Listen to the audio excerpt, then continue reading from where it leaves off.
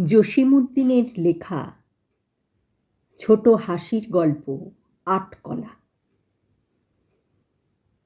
রহিম শেখ বড়ই রাগী মানুষ। কোনো কাজে একটু এদিক ওদিক হইলেই সে তার বউকে ধরিয়া বেদম মারে। সেদিন বউ সকালে সকাল উঠিয়া ঘরদোর ঝাঁট দিতেছে। রহিম ঘুম হইতে উঠিয়া বলিল, আমার হুঁকায় পানি ভরিয়াছ? বউ বলিল, তুমি তো ঘুমাইতেছিলে, তাই হুঁকায় পানি ভরি নাই, এই এখনই ভরিয়া দিতেছি। রহিম চোখ গরম করিয়া বলিল, এত বেলা হইয়াছে, তবু হুঁকায় পানি ভরো নাই? দাঁড়াও, দেখাইতেছি তোমার মজাটা। এই বলিয়া সে যখন বউকে মারিতে উঠিয়াছে, বউ বলিল, দেখো, যখন তখন তুমি আমাকে মারধর করো, আমি কিছুই বলি না। জানো, আমরা মেয়ে জাত, আটকলা হেকমত আমার মনে মনে। ফের যদি মারো তবে আটকলা দেখাইয়া দিব। এই কথা শুনিয়া রহিম শেখের রাগ আরও বাড়িয়া গেল। সে একটা লাঠি লইয়া বউকে মারিতে মারিতে বলিল, ওরে শয়তানি, দেখা দেখি তোর আটকলা কেমন। তুই কি ভাবিয়াছিস আমি তোর আটকলাকে ডরাই? বহুক্ষণ বউকে মারিয়া রহিম মাঠের কাজ করিতে বাহির হইয়া গেল।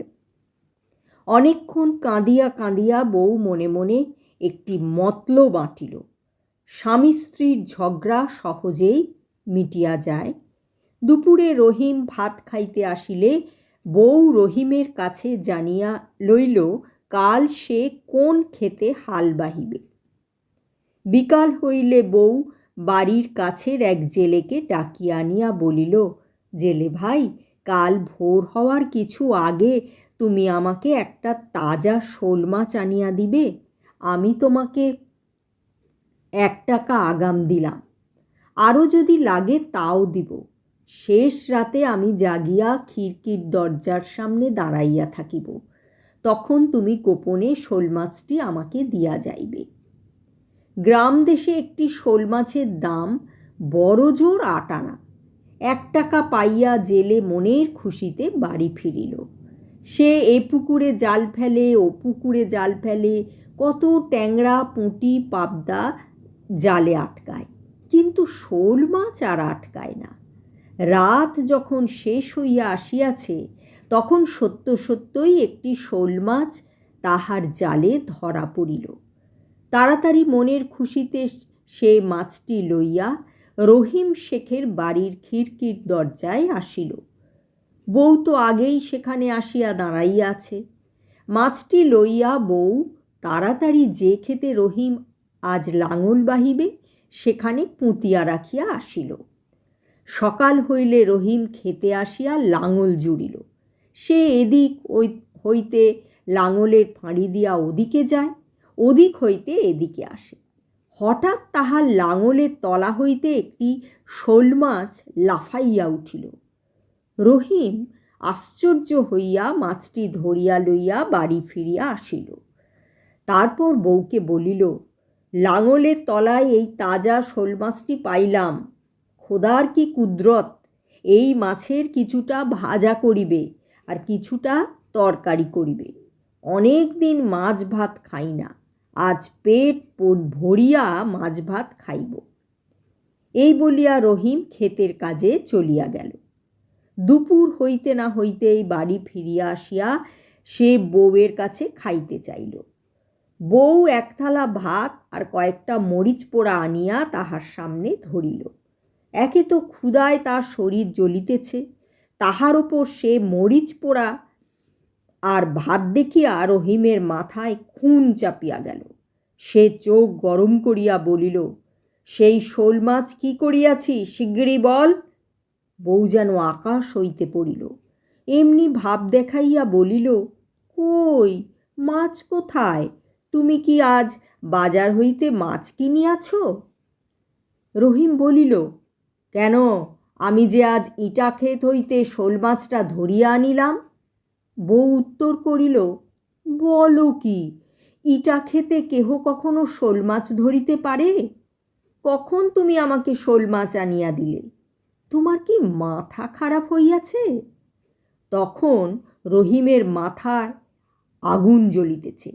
সে চিৎকার করিয়া উঠিল, ওরে শয়তানি, এমন মাছটা তুই নিজে রাঁধিয়া খাইয়া আমার জন্য রাখিয়াছিস মরিচ পোড়া আর ভাত? দেখাই তোর মজাটা। এই বলিয়া রহিম বউকে বেদম প্রহার করিতে লাগিলেন। বউ চিৎকার করিয়া সমস্ত পাড়ার লোক জড়ো করিয়া ফেলিল। ওরে বাবারে, তোমরা দেখবে এসো, আমার স্বামী পাগল হইয়াছে, আমাকে মারিয়া ফেলিল।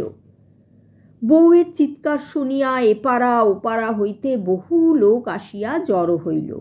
তাহারা জিজ্ঞাসা করিল, তোমরা এত চেঁচামেচি করিতেছ কেন? তোমাদের কি হইয়াছে? রহিম বলিল, দেখো ভাই সকলরা, আজ আমি একটা তাজা শোল মাছ ধরিয়া আনিয়া বউকে দিলাম পাক করিতে। এই রাক্ষসী সেটা নিজে খাইয়া ফেলিয়াছে, আর আমার জন্য রাখিয়াছে এই মরিচ পোড়া আর ভাত।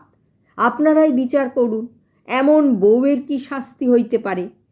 বউ তখন হাত জোর করিয়া বলিল, দোহাই আপনাদের সকলের, আপনারা ভালো মতো পরীক্ষা করিয়া দেখেন আমার স্বামীর মাথা খারাপ হইয়া সে যা তা বলিতেছে কি না। ওর কাছে আপনারা জিজ্ঞাসা করেন ও কোথা হইতে মাছ আনিল আর কখন আনিল। রহিম বলিল, আজ আমি সকালে ওই ইটা খেতে যখন লাঙল দিতেছিলাম, তখন একটা এত বড় শোল মাছ আমার লাঙলের তলে লাফাইয়া উঠিয়াছিল। সেইটি ধরিয়া আনিয়া বউকে রান্না করিতে দিয়াছিলাম। বউ পাড়ার সবাইকে বলিল, আপনারা সবাই বলুন, শুকনা মাঠে ভাজা শোল মাছ কেমন করিয়া আসিবে? আমার স্বামী পাগল না হইলে এমন কথা বলিতে পারে? গাঁয়ের লোকেরা সকলেই বলাবলি করিল। রহিম শেখের ইটা ক্ষেতের ধারে পাশে কোনো ইদারা পুকুর নাই, সেখানে শোল মাছ আসিবে কোথা হইতে? রহিম নিশ্চয়ই পাগল হইয়াছে। তখন তাহারা যুক্তি করিয়া রহিমকে দড়ি দিয়া বাঁধিতে গেল। সে যখন বাধা দিতেছিল, সকলে তখন তাকে কিল থাপ্পড় মারিতেছিল। একজন বলিল, পানিতে চুবাইলে পাগলের পাগলামি সারে, চলো ভাই, একে পুকুরে লইয়া গিয়া কিছুটা চুবাইয়া আনে। যেই কথা সেই কাজ, সকলে ধরিয়া রহিমকে খানিকটা পুকুরে চুবাইয়া আনিল। রহিম বাধা দিতে চাহে, কিন্তু কোনো বাধা সে মানে না। রহিম রাগে শোষাইতে লাগিল। তখন একজন বলিল, উহাকে আজই পাগলাগারদে লইয়া যাও, নতুবা রাগের মাথায় কাকে খুন করিয়া ফেলে বলা যায় না। রহিমের বউ বলিল, আপনারা আজকের মতো ওকে খামের সঙ্গে বাঁধিয়া রাখিয়া যান, কাল যদি না সারে পাগলাগারদে লইয়া যাইবেন। গাঁয়ের লোকেরা তাহাই করিল। রহিমকে ঘরের একটি খামের সাথে কষিয়া বাঁধিয়া যে যার বাড়ি চলিয়া গেল। সব লোক চলিয়া গেলে বউ রহিমের হাত পায়ের বাঁধন খুলিয়া দিয়া হাসিতে হাসিতে মাছ ভাতের থালা আনিয়া তাহার সামনে ধরিল। সদ্য পাক করা মাছের তরকারির গন্ধ সারাদিনের না খাওয়া রহিমের নাকে আসিয়া লাগিল। সে মাথা নিচু করিয়া ভাত খাইতে আরম্ভ করিল। পাখার বাতাস করিতে করিতে বউ বলিল, দেখো, আমরা মেয়ের জাত, 8 কলা বিদ্যা জানি, তারই এই 1 কলা আজ তোমাকে দেখাইলাম, তাতেই এত কাণ্ড, আর বাকি 7 কলা দেখাইলে কি যে হইতো বুঝিতে পারো? রহিম বলিল, দোহাই তোমার, আর 7 কলার ভয় দেখাইও না। আমি কসম কাটিলাম, এখন হইতে আর যদি তোমার গায়ে হাত তুলি, তখন যাহা হয় তুমি করিও। এতক্ষণ শুনছিলেন জসিমউদ্দিনের লেখা 8 কলা। গল্পটি ভালো লাগলে লাইক, সাবস্ক্রাইব, শেয়ার ও কমেন্ট করবেন। সকলে ভালো থাকবেন।